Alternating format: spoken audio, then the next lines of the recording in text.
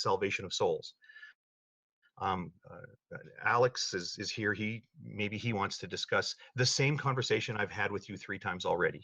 Do you want to do that instead? It's Antonio's hangout. Okay. That's fine. Yeah. I'll mute my mic while I yawn.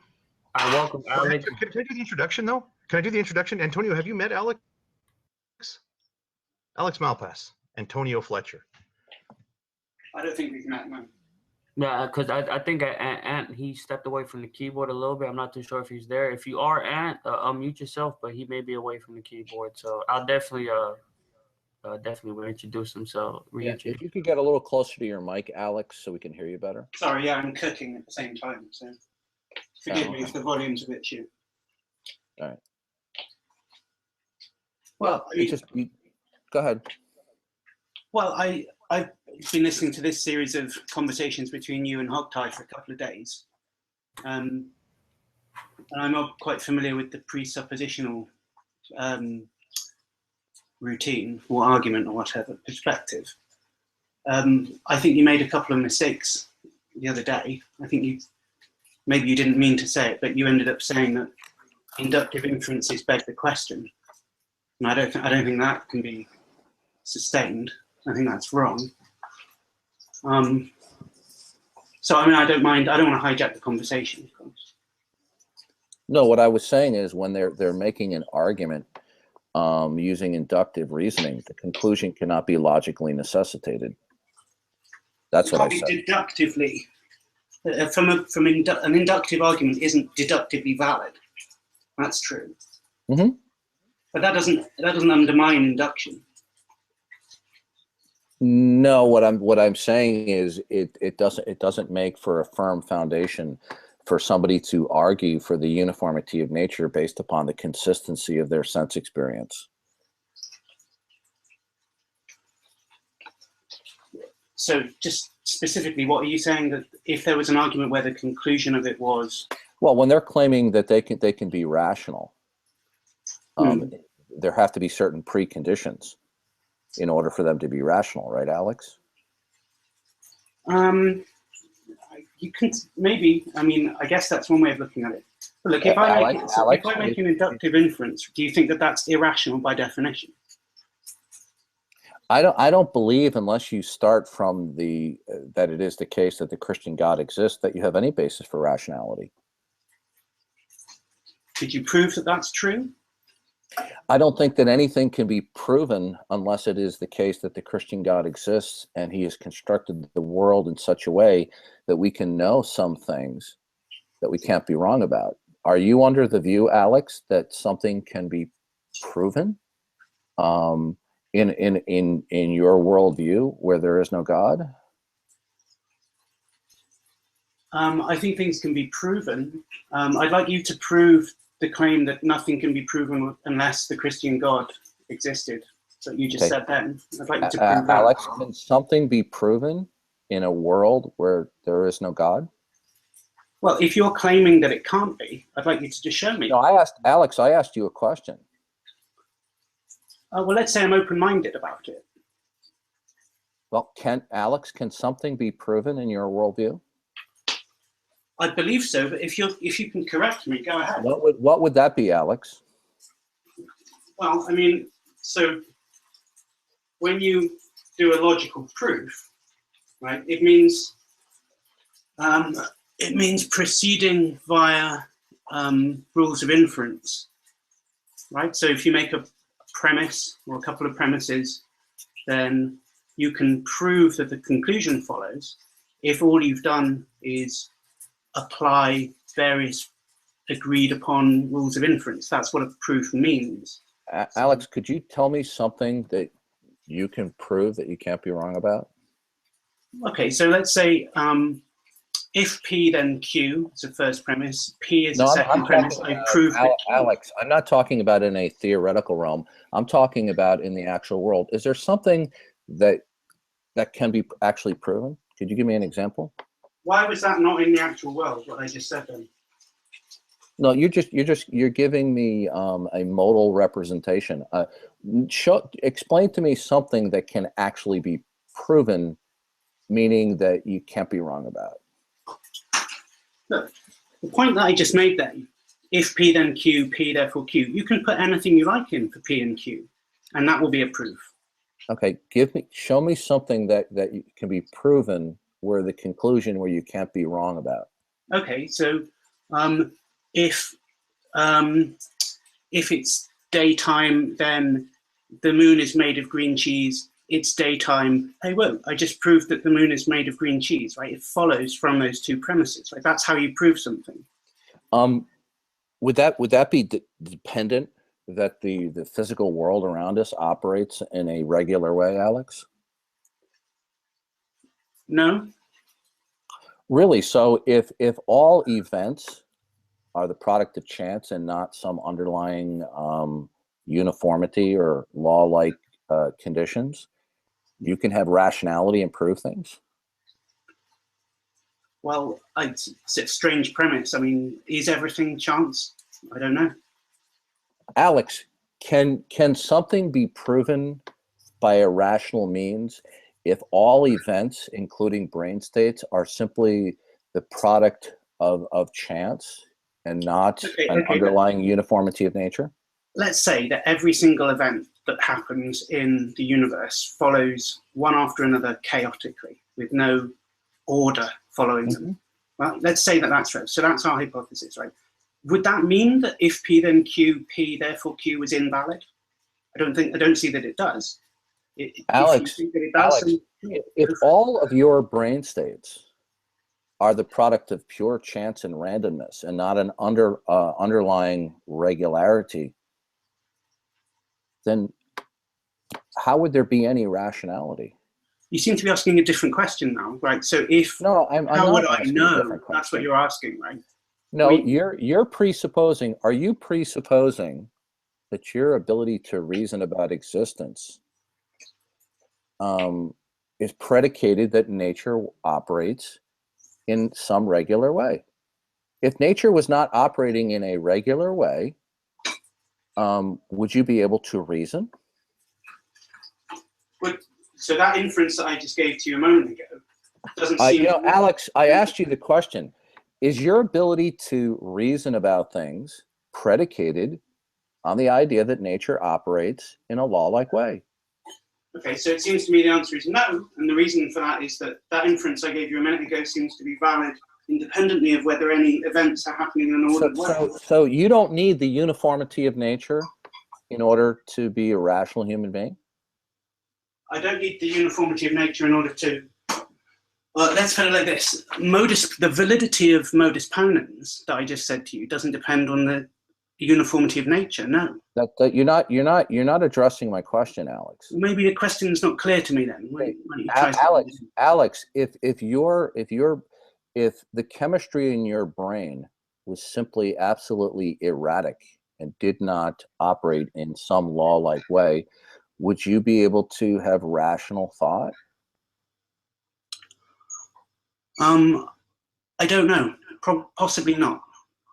Okay, good. So you see, your claim to reasoning is contingent on the precondition of the regularity of nature. Does nature operate in a law-like way, Alex?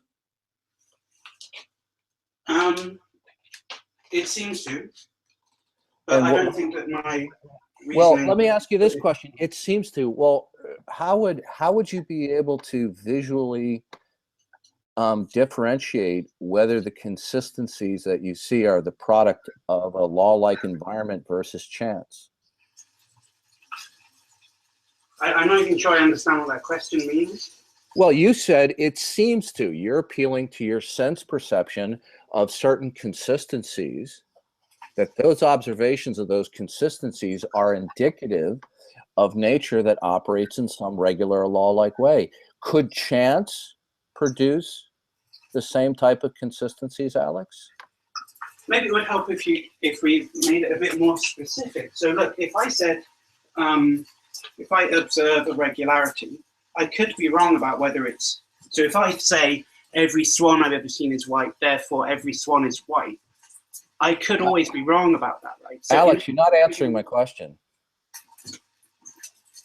Alex, could chance produce the same number of consistencies that nature operating in law-like way? Listen, I don't know, but I'm not an advocate that everything is pure chance. So I feel like you're making. I didn't ask you if you were an advocate of it, Alex. But it's not my view. I mean, is it your That's view? what he said, man. But look, Darth, is it your view? Do you think it could happen? It doesn't matter. You see, my asking you a question is not predicated on what I believe. I'm asking you, Alex. You're coming to the table as a skeptic, portending that you can reason and that you can prove things. And I asked you, is that all predicated that nature operates in a law-like way? And you basically answered yes. No, I answered no. I said no quite explicitly. Oh, so if nature, if everything is the product of chance and not a law-like environment, you could be rational? So look, it's already a false dichotomy, right? It's not just a chance. No, it's not a false dichotomy. I asked you a question, Alex, and you're being evasive. I have a question for Alex once he's okay. done. So, Alex, if every event, including your brain states, were not the product of regularity, but were simply the product of chance, could you be rational?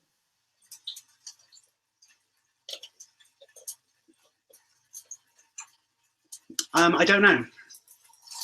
Okay, so why should I accept anything you say about the nature of reality as being rational when you're standing on a foundation where you're just assuming that things work a certain way?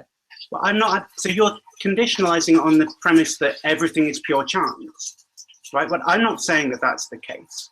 So I don't see what you're saying undermines me in any way. Right? Just, well, your claim, if nothing existed at all, could you speak? Well, no, probably not, right? But you're not advocating that nothing exists at all. So, so what? I mean, it would be irrelevant to make that argument. Okay, so your claim to be able to prove things, is it not dependent that nature operates in a regular way? So the claim that there are a priori deductive proofs, it seems to be independent of whether nature works in an orderly way or not. I don't see how that's. You're not engaging with that. Could you be in the possession and exercise a rational mind if all events, including your brain states, are not the product of some type of regularity of nature, Alex? So if that was the case, if it were the case, say, that there was no underlying laws that governed the universe, and everything just happened by chance, right? Then maybe by chance I figure out what the the laws of the universe are. I mean, who knows, right? If everything's complete chance, that could happen. Or are you saying there's a law that forbids that in a world that's pure chance? No, I'm saying could you be rational in a world where nature didn't operate in a law? Yeah, maybe I'm rational by chance in that world. Could that not happen? Can you get closer to your microphone, because it's very difficult to understand you? There's a lot. It's very echoey. If the world was pure chance, maybe I stumble upon rationality by chance. Could that not happen? And sure, but why? Okay, so you can be rational in a world that's pure chance. Good. Then why should I give any credence to what you're saying or you're thinking? Because how would I be able to differentiate whether you actually stumble on something that's correct or not? It seems to be your hypothesis that everything is pure chance. I'm not saying that. No, I didn't make it a hypothesis that it was. I said it could be, right? Well, I mean. Or would you like to rule that out? Could be in what sense? Logically possible? Okay. Yeah. Hey, Alex. Yeah. Is your rational discourse completely dependent that nature operates in a law-like way?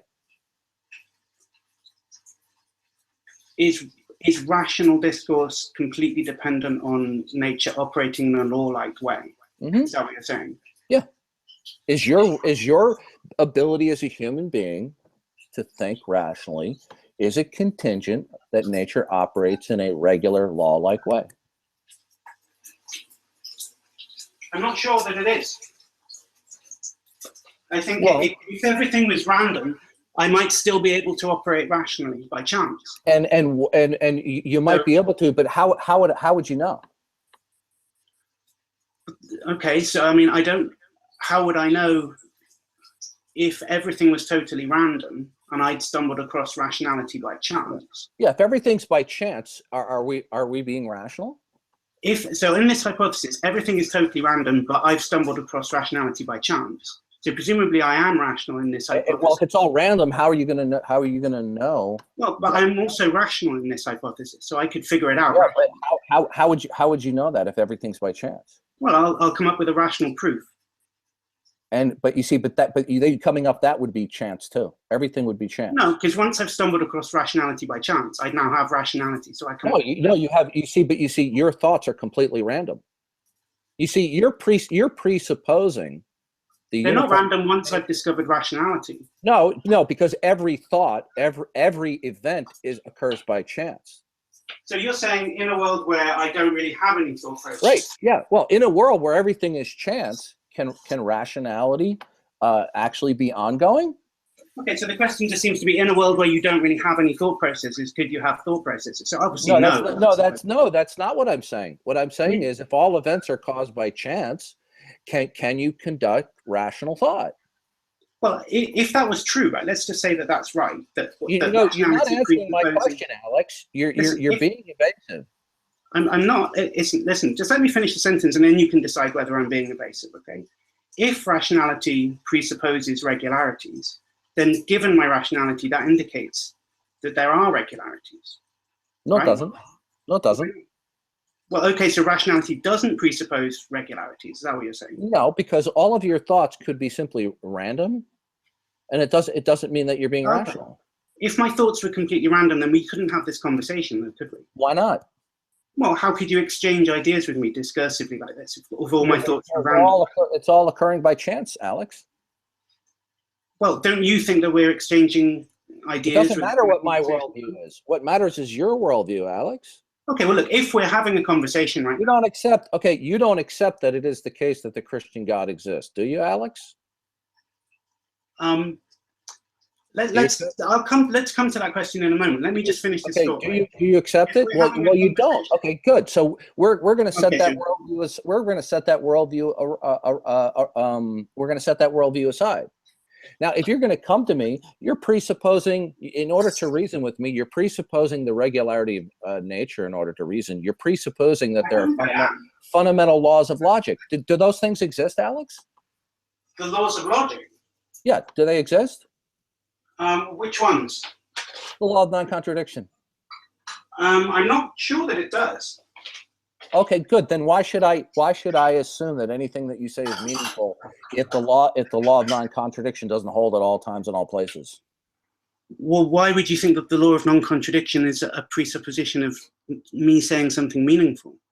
Well, because if the law of non-contradiction doesn't hold at all times in all places, then if I say to you that the ball is in the street, then how would that be meaningful if at the same time and in the same sense the ball is not in the street, could coexist? How would that be meaningful, Alex? If the law of non-contradiction was false, that just means that something is a contradiction. It doesn't mean that that particular example is a contradiction. Right, but you see, how would you establish that there are any contradictions, Alex? Well, okay, so do you know what the liar paradox is? Yeah, I've heard it before. Do you want to explain what it is then? Is that's where the statement where the individual says this statement or everything I say is a lie? Right. This sentence is false. Right. Maybe that's a contradiction. Mm-hmm. Right. Well, so what I'm saying to you is, how are we going to establish when contradictions are valid or are valid or invalid, Alex? Well, that's a very difficult question, but maybe the liar paradox is a contradiction. Well, how do I know? How do I know if contradictory states of affairs can coexist? Then how do I know when you're making a statement that it's meaningful, that its negation couldn't coexist? If I say what are you going to appeal to? Your sense perception, Alex? I think you're misunderstanding the role that non-contradiction plays. You don't appeal to it to decide whether or not look, if I say the ball is in the street or whatever your example was, you don't know that it's not also in the street just because you know the law of non-contradiction is true, right? The law of non-contradiction isn't normative, it's descriptive. If there are contradictions, it's false, right? And you lose nothing. You aren't appealing to it. I'll tell you when you appeal to it. How do you know that contradictory states of affairs can't exist, Alex? I think maybe they could. Okay, so it's how do you know they can't? How? Because the God of the Bible has revealed that he has constructed a world in such a way that comports with his mind. And well, in how his do you know mind, that means the law of non-contradiction is true? Because he is the Lord of non-contradiction. He cannot lie. He cannot speak or utter anything. Well, listen, that is a I contradiction. can lie, and that doesn't mean that the law of non-contradiction is false. Somebody's ability to lie or not doesn't have any. Well, when I say he cannot lie, that's the starting point where we establish that when God speaks and he creates things, it says that God spoke and he brought everything into existence. That what his do you think the law of non-contradiction is? You're not letting me finish. The bottom line is this: if a contradiction could possibly coexist with a statement, why would that statement be meaningful, Alex? If a statement's being meaningful or not is independent of whether the law of non-contradiction is true. Oh, okay. So a statement can be meaningful if its negation could coexist? Yeah, if I say P and not P, that's false. It's maybe if the law of non-contradiction is true, it's necessarily false, but it's meaningful. So if I said to you the ball is in the street, but at the same time and in the same sense, the ball is not in the street, is that meaningful? It's meaningful because its negation is true. How could its negation be true if it was negating something that was meaningless? Alex, you're not getting what I'm saying. No, I don't think you're getting what I'm saying. Can you negate things that are meaningless? A statement can only be meaningful if its negation cannot be simultaneously true. I'll challenge you to point any logic textbook anywhere that says that. Okay, so in other words, if I said to you, the moon is made out of green cheese, but it is also not made out of green cheese. Is that a meaningful statement? Yeah, of course it is. It's false, so it's meaningful. No. Why is it false? Because the state of affairs, it describes an impossible state of affairs. Here we go. Okay, so Alex, if something is impossible, that means that there is an absolute that cannot be violated, right? I don't know what that means, an absolute that can't be violated. Okay, when you say something is impossible, does that mean that there's an absolute that could not be otherwise? Well, you're just saying the same thing again. I don't understand what you mean by an absolute. Okay, well, then you tell me what you mean that something is impossible. It means really, in traditional terms, something being impossible means nothing more than it being contradictory, right? So, why does that make it impossible? Well, that's what impossible means. Are you, when you say something is impossible, you saying that it cannot be? Well, only if, so in classical way of thinking about things, because the law of non-contradiction is true, because you're already starting at that point, then impossible just means. Well, how do I know the law of non-contradiction is true at all times? It's a very difficult question. I don't know how you could know that. And if you think that it's true, then let me know how you think it's true. Okay. So basically you assume the law of non-contradiction.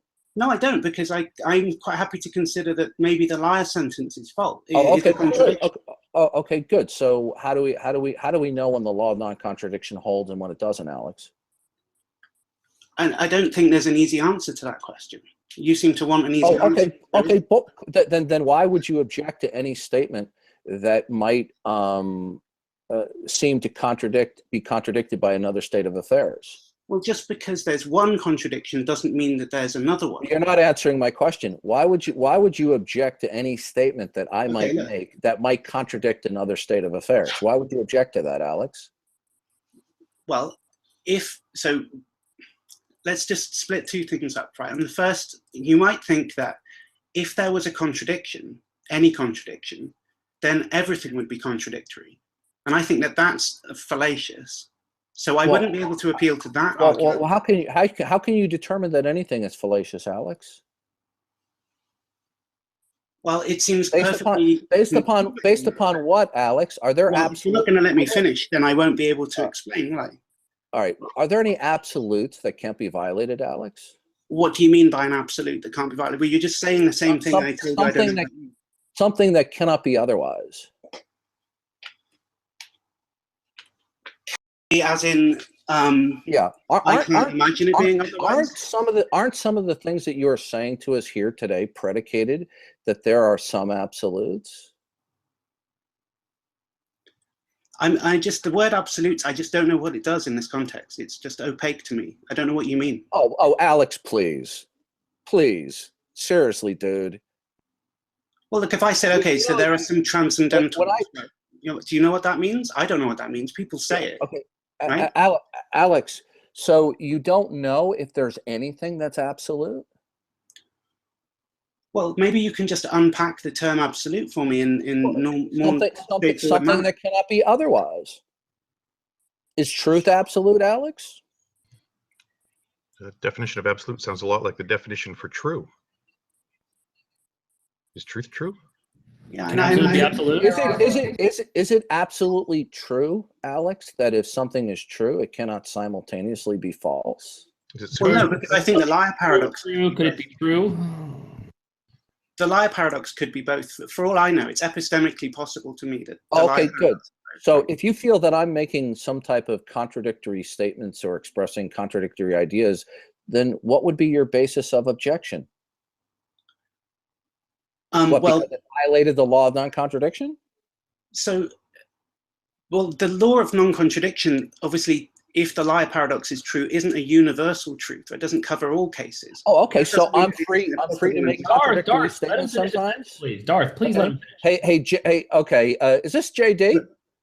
Yeah. Hey, Antonio. Okay, you're Antonio and JD? Carlos. Okay, hold on a second. Well, I'm the moderator in the room. JD, you're a very bad boy, and you misbehave yourself. And if you want me to remove you, Hogtie, I will. Please don't interrupt me. JD, I've told you before, due to your past bad behavior and acting like a little adolescent, you're not welcome in my room. So bye-bye. Okay, look, let me make this analogy that might help. One moment. So Antonio and Carlos said he should be here. No, wait, no, JD is not. When I'm a moderator in the room, JD, who is a known clown and troll, is welcome in here. I welcome Alex in here because Alex, being that he teaches philosophy, is highly regarded in these circles. I happen to like Alex very much, and I enjoy listening to him very much. JD is a well-known troll. He's not welcome in the room. Go ahead, Alex. Okay, I do have a question for Alex. I don't want to interrupt, but I do have a question for Alex. Let me just say this one example just to put it out there. I don't expect DD's going to accept this idea, right? But if you said that the laws of Newtonian physics were false, say Newton's law of gravity is false, strictly speaking, that's what general relativity says, that it's false. But that doesn't mean that you can't use the Newtonian equation to figure out whether or not you should jump out the window. It's still usable. Okay, I'm just Okay, we have a new person. Anaya, could you introduce yourself, please? Hey, Antonio. Darth muted me for no reason whatsoever. He just says he doesn't like me. Wait. I gave my controls to both. Okay. Right, this is what happens. We have the trolls ruining the conversation. Why do you think I didn't want him in here in the first place? Yeah, okay. All right. So anyway, Alex, when you say that Newtonian physics, it works, right? Is that what you said? My analogy wasn't just that it works. My analogy was that there's a sphere, you could say, a sphere in which the Newtonian laws are effectively true, right? So just because they're false in some respect doesn't mean that they're not usable at all. What do you mean when you say effectively true? You mean there's an appearance of them working? How do you know how anything works, Alex? Are you presupposing that nature operates in some regular way?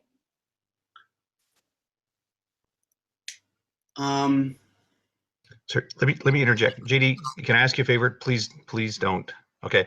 Just I got to explain. I'm sorry for interrupting you guys' conversation, but there was a miscommunication in the side chat, which we've reviewed, and it was 100% my fault. It was my understanding that it was okay, and then JD did come in and offer that if he wasn't permitted to come in, that he would leave. So I'm going to ask JD, can you just? It was an honest miscommunication. I don't hold anything over your head about it. I let him stay, and then DD said he wanted him to go, so he was the mod while I was one of the mods while I was away, so he can't come in. Yeah. JD, so my suggestion. JD's not going to be tolerated in this room while I'm in here. So my suggestion, because Antonio has said like he's going to sort of go to DD's. All right, let's drop it. Okay, let's drop it, Hogtie.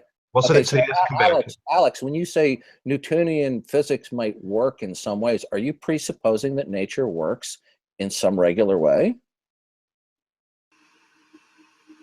Newtonian physics is an expression of nature working in a certain way. How would you know that nature works in a certain way? How do you know that all the events that you experience or see, or for that matter, collective humanity, are not simply the result of chance producing the same types of sequences? Well, look, when you say, how do you know, mm-hmm. What do you mean by know? How are you able to determine that that's the case? So knowing means what? Being able to determine that something is the case. Yeah, Alex, just answer the question. Well, I mean, there's different concepts of knowledge, so different answers. Alex, you know what I'm talking about. Well, I mean, I think it's quite a vague question. So, I mean, Alex, does nature work in some regular way? I can't prove that to you deductively, no. But okay, so why should I accept your claim that Newtonian physics works? Do you only accept things that are proven deductively? We see. I'm not operating from your worldview. Well, you just asked me why should you accept it. I mean, if you only accept your statements. Wait. If you only accept things that are deductively proven, you'll never accept anything that's inductively proven. But that's up to you. I mean, is that your stance? In which case, I can't prove that. I'm asking you to justify your statements from within your worldview. Since you do not start with it is the case that the Christian God exists and that he has constructed the world in a certain way, that the world operates according to his laws, that when you come to me as a skeptic, as an atheist, listen, and you say to me that, well, Newtonian physics works in a certain way, how do you know that it works in a certain way, Alex? I don't know deductively. I have not got deductive certainty. Oh, okay. So let me just see if I get your view right, though. So God revealed to you that nature works in an orderly fashion. Is that right? God's revealed to everybody innately due to the fact that we're made in the image of God. But what I'm asking about is what it is that he's revealed, right? What it is that he's revealed. Let me give you an example. When God made Adam, within the first few moments of Adam walking around and thinking, he didn't need to learn or to assume that nature operates in a law-like way. The Bible has revealed that God has constructed our mind, being in the image of God, to understand that nature operates in a certain way. Okay, great. So when Christians endowed with that knowledge find new things out inductively, why is it that they didn't just already know that, given the revelation from God?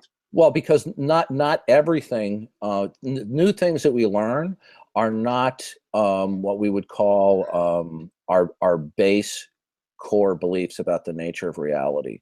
Okay, so for instance, that are an innate endowment, and in the broader sense, a type of revelation. So not everything is revealed to you, right? Of course not. Okay, so let's take the law of gravity then. If you wanted to decide what the law of gravity was, you couldn't appeal to your revelation from God, could you? No, what we understand is that we can use inductive reasoning based upon the fact that God has revealed that No. You're missing the point. Which inductive reasoning can you infer that gravity is Newtonian?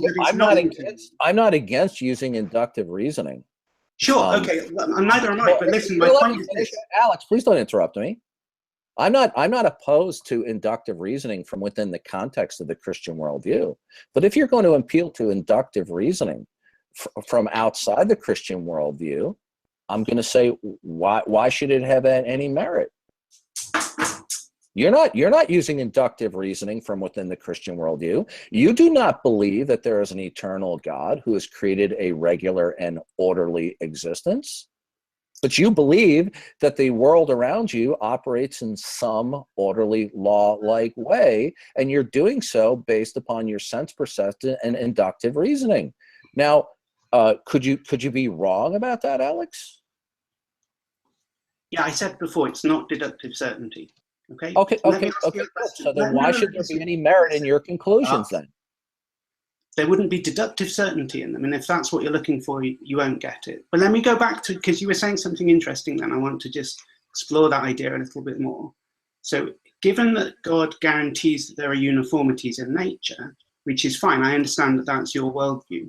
My question is, if you're faced with a situation where, like, imagine you've never seen any black swans before, how would you be in a different situation to me when faced with having to decide whether the inference from all swans are white, so all observed swans are white, to all swans are white? How could you know whether that inference was correct or not? I don't see that you could, even given your worldview. Is that right or wrong? I'm not really understanding your question. So let's say you're faced with an induction. You have to do an induction. You do them every day anyway, right?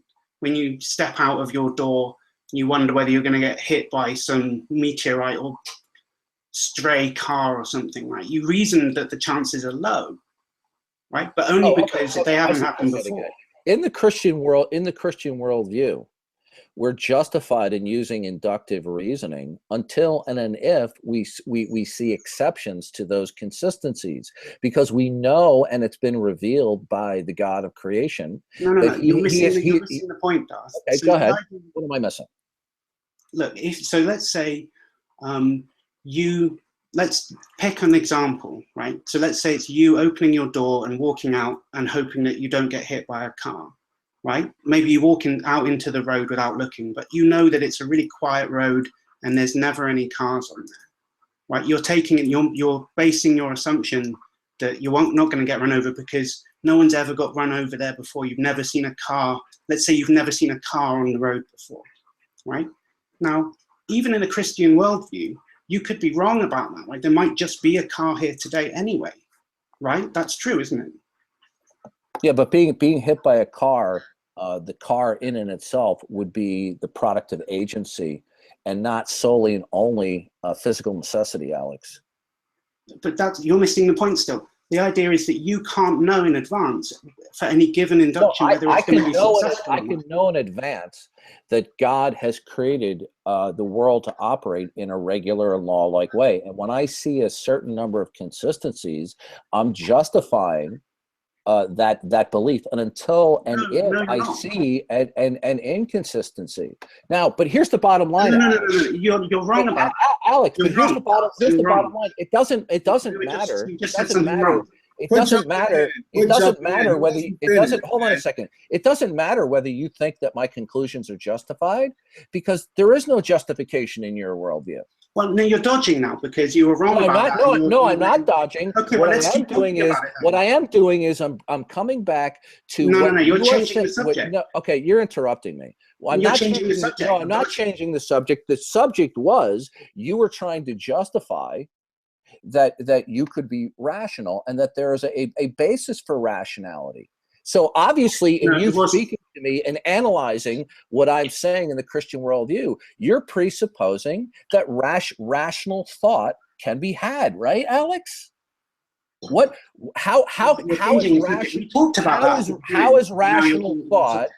is rational thought possible in your worldview? Are there absolutes that will guarantee rationality?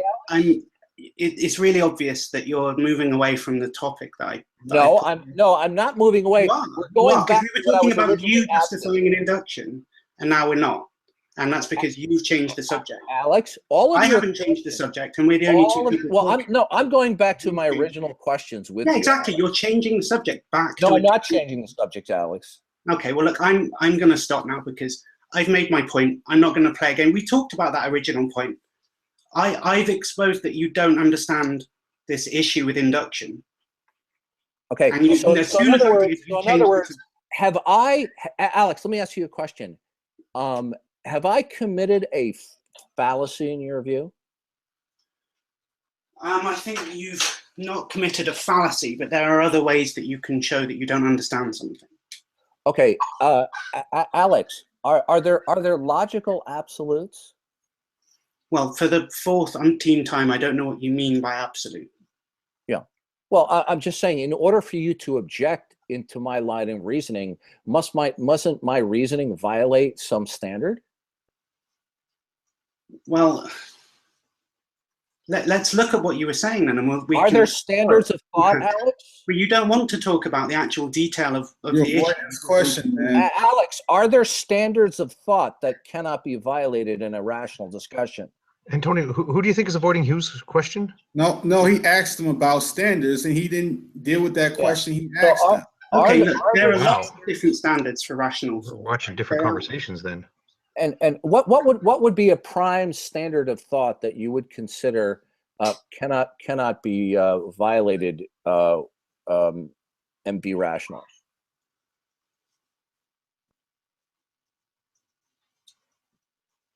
Are there any absolute rules of thought, Alex, that can't be violated? Are there any absolute rules of thought that can't be violated? Mm-hmm. Maybe, but I'm not convinced that there are. Okay, good. Then if there are no absolute rules of thought, then you have no foundation or basis That's not to what he said. object to anything that I say. Yeah, that's not what I said. I mean, I said maybe, and you're going, oh, well, you're affirming. Oh, okay. Well, Alex, what? No, listen, Darth. Look, you really obviously dodged. I mean, I'm happy to talk to you more about the induction problem we were talking about a minute ago. And if you don't want to talk about that, then I'm just going to go off and finish cooking because I don't have to be here talking to you. I was hoping to ask you a question though. No, I appreciate you stopping in. By the way, I've enjoyed every time I've listened to you on Hangouts. Okay, great. Well, look, I'm happily talk to you again more about that particular issue. No problem. But can I ask you have time for one question for me? You want to ask me a question? Yeah. Is that okay? If you sure. gotta go, that's fine. I can ask you another time. But Well, go for it. So fairly early in the discussion, when you guys were talking about, it seemed to me that foundationalism was kind of where it was initially going. When for the third, when you asked on the third occasion that you asked Darth to provide some justification for his bold claim that he asserts that it's a Christian God that exists and has created the world in such a way that et cetera, et cetera. On the third time that you asked him that same question, were you surprised that he still didn't answer it? Was that, based on your experience, was that an unusual thing? Well, wait a minute, didn't answer what? Well, so DD makes this claim that in his view the Christian God exists, and without this statement being true, without the Christian God existing, without the Christian God existing and having created the world in such a way that this regularity exists, or however he chooses to word it, but without that statement being true, there simply is no ability to reason. And Alex had asked him to provide some support for that declaration that there exists no reality. No, I'm not surprised that wasn't forthcoming because I've never heard anybody offer that argument. Well, is there a basis, a firm foundation in an alternate reality where we deny the Christian God upon which we can reason? Is there one exist? You just answer the question instead of. Yeah. Look, even if, let's say that Darth's worldview is correct, right, and that we all have reasoning as a result of that. Well, either there's a proof that the Christian God is the necessary precondition for the intelligibility of everything, or there isn't. I mean, if there is, then let's hear it. No, you're not understanding. Without the existence of the Christian God, there can be no reasoning. Okay, so let's assume that the Christian God exists and hear the proof. I'm sorry, Alex, go back 2 sentences. Go ahead. There might not be one. That's possible. No, I asked him to go back because you interjected. Go back. The claim is that God is the necessary precondition for the intelligibility of, let's say, human experience, right? That's the presuppositional claim. Well, if God existed, I mean, I'll grant you the sufficiency part of the claim, right? Let's just say that if God existed, then we would have rationality. my question is, let's assume that that's true, right? Now my question is, so we're all Christians, we're all rational, right? Let's just assume that's the case. Now my thought would be, well, how do I know that there's no other way of having rationality? Because the claim, after all, is that it's necessary for the Christian God for there to be rationality. So what's the proof of that? Where's the argument?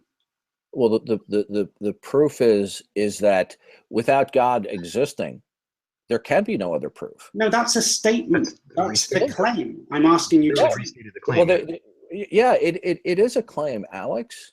Yeah, and what's the proof of the claim? The proof is without God, there can be no proofs. No, that's the claim. What's the proof of that? Well, how could you, Alex? Tell me. Let's take a look. Alex, could we know some things in such a way that we couldn't be wrong? If the Christian God exists? Are you giving me the proof now? Does it consist? No, I'm asking you a question. I'm trying to answer your question. Well, no, because a proof isn't a question, right? Okay, but you see, a proof. Well, if you don't have it, then a proof presupposes that there are certain absolutes that would undergird the possibility of proofs, right, Alex? Okay, well, let's just assume that that's true for the sake of continuing. Oh, okay, good. So without that, okay, in order to have proofs, you would have to have certain absolutes existing, right, Alex? Well, let's just keep going. Okay, so let's say that. Do you agree with that, Alex? Let's say I do. All right, good. Well, in the Christian worldview, we are endowed by God's revelation, right? Now, when you deny the Christian God, how do you establish that there are any absolutes anyway for there to be proof? So this just comes down to, look, on the Christian worldview, we have an account for it. And how do you have an account for it if the Christian worldview is not? There cannot be independent verification ultimately of anything unless we have an ultimate verifier such as the Christian God. Well, prove it. Okay, you see, he has revealed that. But you see, no. That's not proof, is it? I haven't been. No, I don't agree. Here's what you're not understanding. Okay, it's because when God spoke to Eve and he said, "Do not eat of the knowledge of the tree of good and evil, lest you will die." Okay. You either had to accept the revelation or you didn't. Yeah, when I present to you the revelation of God, God's revelation, the God of the Bible's revelation, is self-attesting, self-authenticating, and self-verifying. If you are asking, let me ask you this, are you asking for independent verification of the revelation of the Christian God, Alex? No, I was asking you for a proof of a particular claim that you made. Right, and proof would be a means of verification, right, Alex? I mean, if you've not got the proof, Darth, then that's fine. But, Alex, I asked you a question. If you ask me a question, like, how do I prove something? And I just continually ask you questions in return. You wouldn't be cool with that. You would not be cool with that, would you?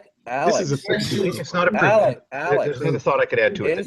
Hold on a second, Hogtie. Yeah, I can hold on. Yeah, Alex, if you ask me for a proof or some type of intellectual verification of the revelation of the Christian God, that did not start with the revelation of the, and when I say revelation, I just don't mean it by just the Bible. I'm talking about that knowing something that we cannot be wrong, which is an endowment by God. Okay, so I'm using a broader sense of the term revelation. I don't think how do you know that? Okay, now how do you know that, Darwin? How do you know that claim you just said? How do you know that? Hold on a second, Alex. If you were saying prove the revelation of God, do you mean that I start someplace else without first that it is the case that the Christian God exists? It's not necessary. Is that what you mean? Well, you can make those types of arguments. No, I asked, it was a question, Alex. I could ask, yeah, sure. Well, I get that it's a question. I asked you a question ages ago that you've not answered. Are you asking for an independent verification of the revelation of the Christian God other than accepting the revelation as the starting point? You've said that the answer no. There's another way I can phrase the question that might help. Because you've asked that question well, twice. why don't you let Alex answer for himself, please? Listen, I have to go now anyway, so. All right. Well, Alex, thank you for coming. I know it got a little heated, but I do appreciate you coming by. And even though we don't agree on certain things, I don't disrespect you. I've really enjoyed listening to you on the Hangouts, and I hope we'll talk again at some point. All right. Well, thanks for dropping in. It was good of you to come in. All right. See you later. He's a good egg, I think the expression is. No, Alex is a nice guy. I like Alex. He's a good guy. Yeah. That was a great conversation. There's another way I can